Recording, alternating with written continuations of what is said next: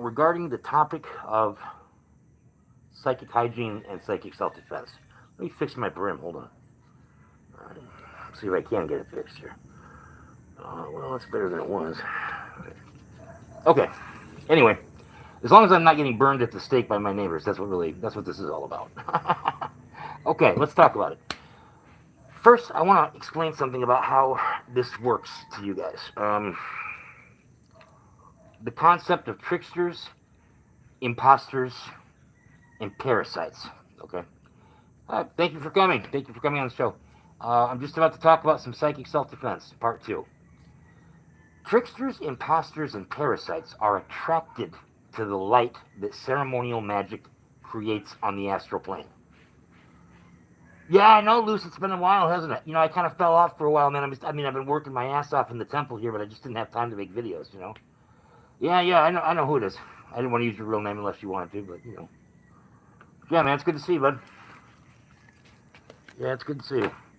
I'm trying to get back on my content game. I got a 320 followers, subscribers still, so I thought, I'm letting them down if I'm not doing anything. So, anyway, when we do marriage magic, ceremonial magic, we draw little astral creepy crawlies. That's what I like to call them.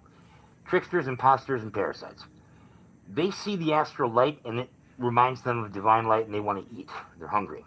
So, they will come to your temple looking for food, and you look like food to them. So, the best way to handle that is if you're working indoors, you're going to want to banish before your ritual starts, your main ritual. And if you're working indoors, you're going to want to banish after the ritual is over.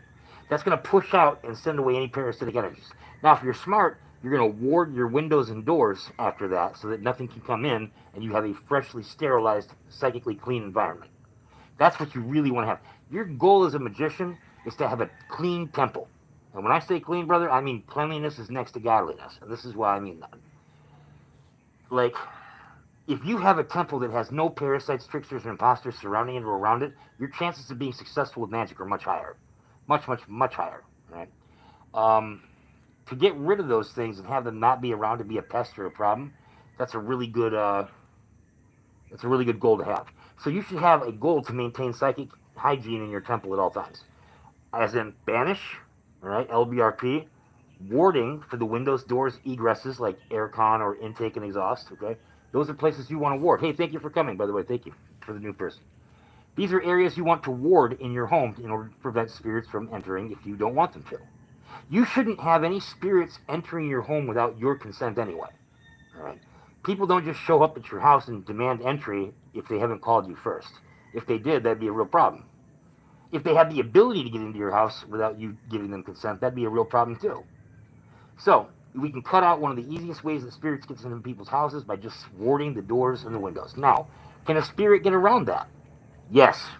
If a spirit latches onto a person and the person enters your house, that's how they can get in too. So you got to be kind of careful with who you let in your house. You got to kind of be careful. And I think most of us are careful. So you got to be careful of that. Things you can do when you sense the presence of something that shouldn't be there. Take a pinch of salt and just toss it in the direction of the spirit. Man, they're going to bitch up like a whipped dog. That salt is going to desiccate their chi energy, and it's going to turn them into basically dust and vapor. They will not stand for that. They will run. It's a great way to defend yourself. Let's talk about holy water for a minute. What is holy water? Does anybody have the answer to that? I got one. So a priest does a prayer over the water, and he imbues it with the energy of God, and the light of God flows through him and makes it holy, right? So, can Thor make holy water? Can Venus make holy water? Holy, the idea of holy means to set apart or to be set apart for a specific purpose. That would be like holy, okay? We can do that with any type of divinity that's a greater divinity or more. So Hecate could obviously make, water that was sacred and holy. Obviously, any of the Egyptian pantheon big guys could too. Holy water is going to be a great way to cleanse and purify. And how I like to do it is put it right in my chalice, right in my brass chalice. And I take it and I dip my fingers in and bow, flick, flick, flick that holy water in the direction of spirit. They will get the fuck out of there fast. I'll put it like that. You could even make it, have Lilith could even make it. It wouldn't be a problem. As long as you're able to make that connection with the spirit, ask for permission, and channel that divine energy right through you into the actual water itself, and know that you're making it set apart and holy, then yeah, oh wow, I got a lot of people here, 6 people. Hey guys, then you just made holy water. That's exactly how it works. Let me show you guys the temple. The spirits are saying hello. So here you go. Lucifer, Orobus, Baal. There's Baal. Abigor, Belial, Stolos, and Bim. Those are your temple pantheons for the temple of the backwards tree. Everybody just wanted me to say hello on their behalf. So, back to the conversation. You want to make sure that you're not letting in entities into your house that are interfering with your rituals or your sanity or your health. So make sure that you protect yourself. You provide yourself with good defense in your home. You should be replacing your wards once every 5 to 7 days. And that's every window, every door, every intake and egress in a room. You ward that with a very simple warding, okay? You can go out and pick up that Reversal Magic. The book Reversal Magic is a great book, and it's going to teach you a lot of things like warding and other spells like that. That's the book that I use for a lot of mine. So, stuff works real well. Yeah, anyway, you'll find warding in there. And it's a beautiful thing. Once it's warded, then spirits can't come through and just pass through with their spirit body. They get stopped. Like when a spirit wants to drink a glass of water that you've left out on your dinner table. If you ward it, the spirit can't. Like this cigarette. Watch this. I'm going to teach you a trick right now. Alright, we got a cigarette. Alright.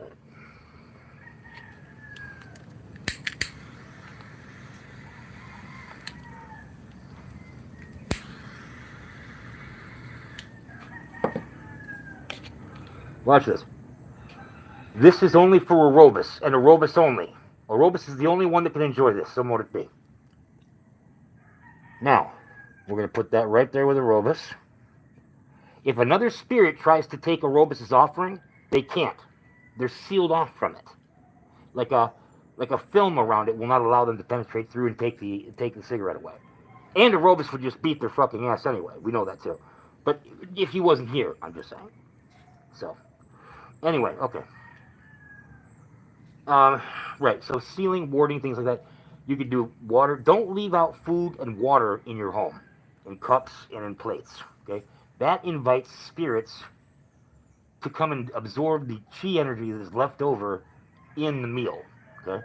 When you're done with your meal, take your dishes to the sink, wash them off, wash it down the drain, push in your chair at the table. Do not leave open chairs out for things to think that they're invited into. Don't have a welcome mat in front of your house that says welcome. That's a bad juju right there, man. I would put a Ouija board that's been used by God knows who under my bed before I would put a welcome mat out in my front door. These are little things you're going to want to know, if you go to cemeteries, you go to hospitals, be very careful that no spirits tag along with you and follow you home. That's very important. A lot of people get shadows and shades when they go to visit sick people in hospitals or when they go to do cemetery like funerals. So, be wary of that also. Anyway, that's about all I got for you guys tonight. Orobus says hello to everybody, so this is King Baal. We hope you're doing well this week, and we'll see you probably this weekend or the week after. Peace and chicken grease, my friends. This is the Silver Devil. This is Mike B, the Dark God of the Clipper.